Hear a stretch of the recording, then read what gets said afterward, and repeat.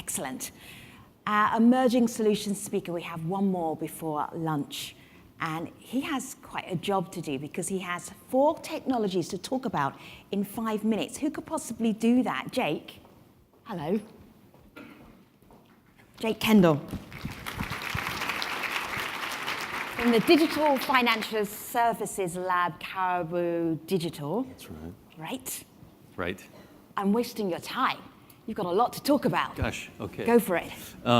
Thank you all. Really great to be here. And thanks for that introduction. I'm Jake Kendall. I'm the director of the Dfs Labs, or Digital Financial Services Labs, at Caribou Digital. And for those who don't know us, Caribou Digital is a research and execution consultancy dedicated to building ethical and inclusive digital economies at the bottom of the pyramid. And the Digital Financial Services Lab within that is an early stage incubator of financial services startups in developing countries. We're backed by the Gates Foundation. You can see our webpage and Twitter handle here if you want to learn more about us. And I'll say a bit more about what we do at the end. Today I was going to talk about some of the technology trends that we're seeing in the work we're doing affecting the ag and finance world over the coming 5 to 10 years. And I only have a few minutes, as she said, so I need to dive right in.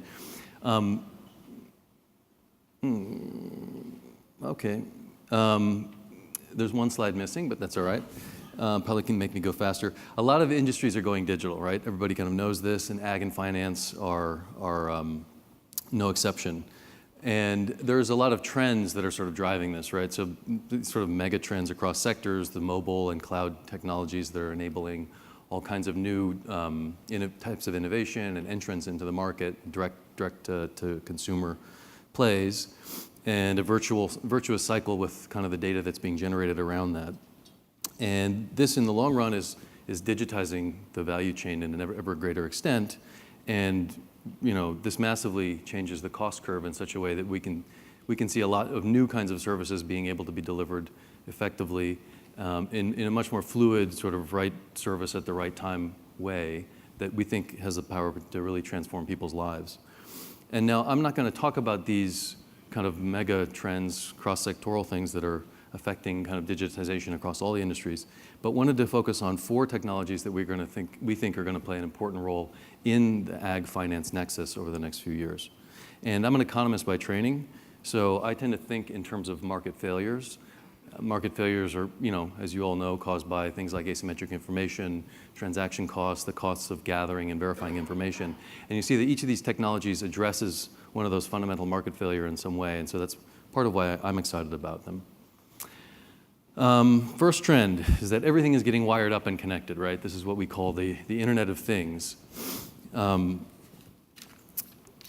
One example is the boom going on in pay-go solar, or pay-as-you-go solar, led by companies like Mcopa. You can see there. This is my older slide deck. Okay,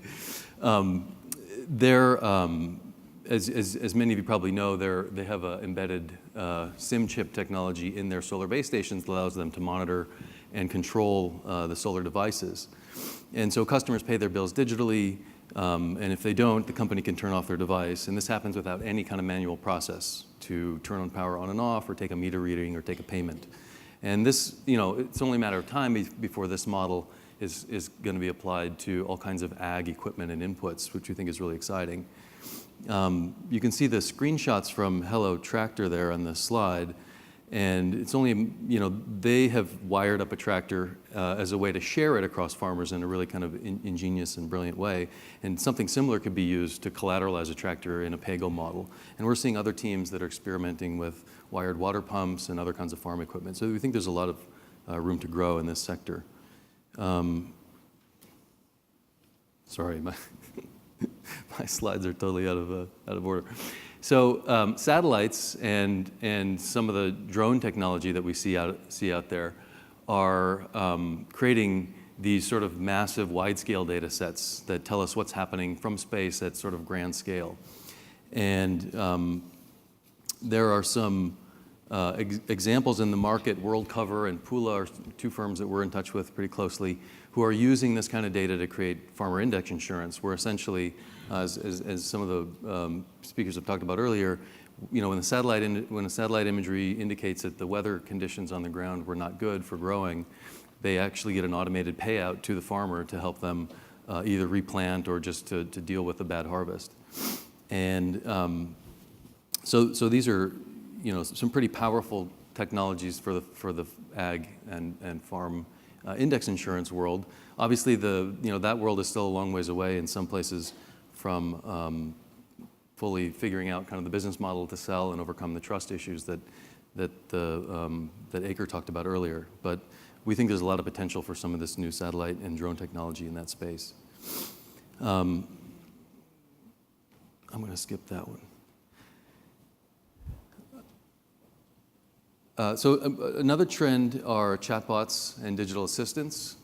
We see these sort of some of the related natural language technologies that are creating these personalized interfaces to what are normally very complex products or systems. And one area we see a lot of potential are government payments, farmer subsidies, welfare programs. Often the recipients of these are challenged to deal with very complex bureaucracies when they want to make a change to their status, add a child, change their address, anything that involves interacting with the system. So we're experimenting with bots that can actually act as a digital advocate on behalf of these beneficiaries, helping them navigate and assert their rights within these systems. And the bots can also act as advisors, right? And Farm Inc., as you see on the slide, is an early entrant in this area. They have an AI chatbot that works over Facebook and some of the other platforms, and farmer groups can bring this bot into their group and use it to help organize their conversations, bring in new content and advice, and eventually they're moving towards the bots creating markets, connecting farmers to buyers and sellers, and doing financial transactions. So we think there's a lot of potential in that area as well. So those are some of the technologies we're excited about in the coming years. I'll go back briefly now to what Dfs Lab does in our work.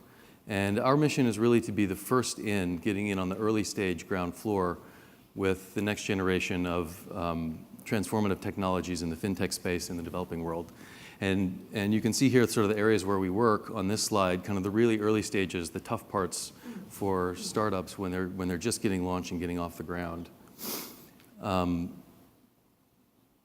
We provide to those startups really deep expertise, mentorship, and seed capital, and help them basically get launched and go to scale. So if you're an entrepreneur or you know one who wants to launch a groundbreaking fintech business in the developing world, we are willing to invest in you probably before other people will, and we can give you resources and help that other people can't.